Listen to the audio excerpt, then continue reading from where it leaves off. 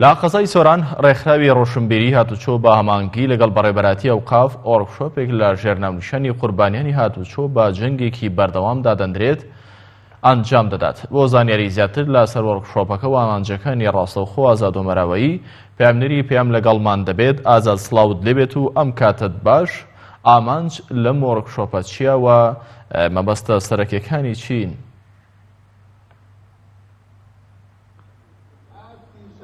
بەڵێ کارزان سڵاو لە تۆ لە بینەران و بیسەرانی کەناڵی ئاسمانی پێیان بێت. من لە هۆڵی بۆنەکانم لە قەزای سۆران دیارە لێرە وەرکشۆپێک بۆ ژمارەیەک لە مامۆستایانی ئاینی دەڤەری سۆران بەڕێوە دەچێت لەلایەن ڕێکخراوی ڕۆشنبیری هاتوچۆ لە هەرێمی کوردستان. دیارە ئامانجی زیاتر لەم وەرکشۆپە زیادبوونی ڕووداوەکانی هاتوچۆی لە دەڤەری سۆران بە تایبەتی لەم ساڵدا ڕووداوگەلێکی زۆر لە سنووری هەر چوار قەزای سۆران و ڕەواندز و چۆمان و مێرگەسۆر ڕوویداوە.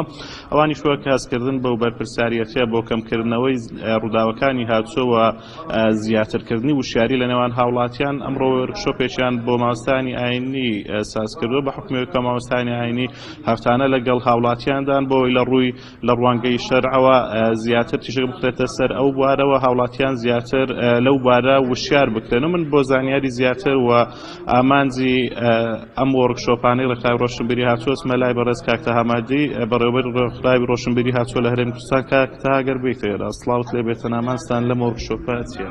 سڵاو لە ئێوەش. بەڵێ ئێمە وەکو ڕێکخراوی ڕۆشنبیری هاتوچۆ باشی سەرشانی خۆمان زانی کە وەرکشۆپێکی تایبەت بوو مامۆستایانی ئاینی بکەینەوە چکە ڕۆڵ و پێگەی مامۆستایانی ئاینی لە هەرێمی کوردستان ڕۆڵێکی ئەکتیڤ و کاریگەریان هەیە. ئێمە دەبینین کە هەفتانە لەگەڵ سەردەنچین و توێژەکان هەر لە مناڵەوە هەرزەکارەوە پیر و بە ساڵاتچۆوە کۆبوونەوە گفتوگۆیان هەیە و زیاتر لە سەدا 98 خەڵکی هەرێمی کوردستان موسڵمانە هەمیش ئامۆژگاریەکانی مامۆستایانی ئاینی بە زۆر وەرەگرن و ئێمەش دەبینین کە قوربانیانی هاتوچۆ بە جەنگێکی بەردەوام دادەنرێن. هەر وەکو بەپێی ئامارەکان کە ئامارەکانی بەڕێوەبەراتی هاتوچۆی سۆران کە لە 6 مانگی خۆت هەتا ئێستا زیاتر لە 50 هاوڵاتی لەم دەڤەرە بۆتە قوربانی ڕووداوەکانی هاتوچۆ. بەڕاستی ئەمە جێگای داخە دەبێت مامۆستایانی ئاینی لە داهاتوو چکە پێگەی مامۆستای ئاینی پێگەیەکی گرینگە دەکرێت ڕۆڵی کارا ببینن لە وشارکردنەوەی سەردەنچی توێژەکان. ئێمەش وەکو ڕێکخراوی ڕۆشنبیری هاتوچۆ هەم ئەمڕۆ پیشانگای شوێنەکانمان بۆکردنەوە کە بۆی زیاتر ڕوودا و تراژیدیەکان ببین و زیاتر بۆ هاونیشتمانیان ئاشنا بکەن کە بۆ ئەوەی چیتر نەبنە قوربانی ڕووداوەکانی هاتوچۆ. ئێوە بە حکومەوەی ڕێکخراوێکی ڕۆشنبیری هاتوچۆن بەپێی زانیاریەکانیەوە زیاتر هۆکار ڕووداوەکان لە هەرێمی کوردستان بە تایبەتی لە دەڤەری سۆران ئەگەڕێنەوە بۆچی؟ کەمی خراپی ڕێگەبانەکان لە دەڤەری هەرێمی کوردستان هۆکارێکی سەرچوونی و ناهۆشیاری سەرجەنجی و ناهۆشیاری تاک هاوڵاتیان ئەمە شۆکارێکترا و دەکرێت هۆشیاری بکرێت بە کەلتور لە داهاتوو بکرێت بە مەنهەجی خوێندن لە باخچەی ساویان لە قوتابخانەکان بۆ ئەوەی زیاتر ڕۆشنبیری و هۆشیاری هاتوچۆ بەرز بێتەوە و خەڵک ئاشنای ڕێنمایی هەمایەکانی هاتوچۆ بن.